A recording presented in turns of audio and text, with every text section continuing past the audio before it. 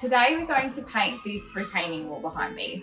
When it was first built, what we wanted was a white rendered finish, but that's completely out of the budget now. So we're going for a more budget-friendly option, which I think is a great solution.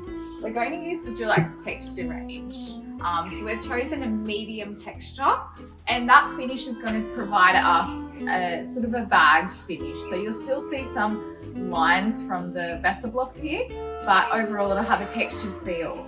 And the cool thing about this is we've had it tinted as well to Dulux Snowy Mountains Quarter. So it's tinted white, ready to go.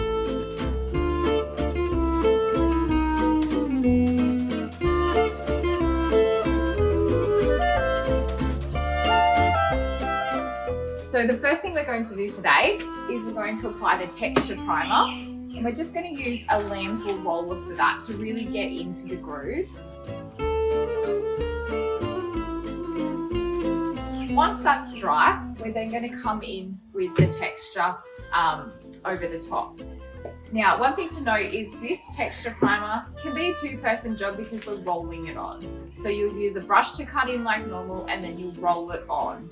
The texture though, this is a one-person job because we're using a mitt, and the application that each person will use will be different. So I'm back for day 2 to finish off painting this retaining wall.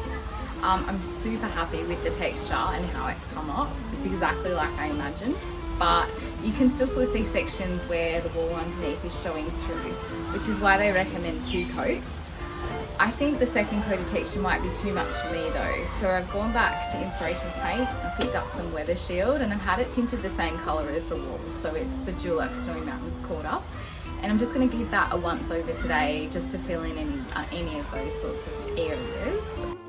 This is going to give us a nice Mediterranean look and feel. It's going to give us that textured rendered wall feel, but for a much nicer price point.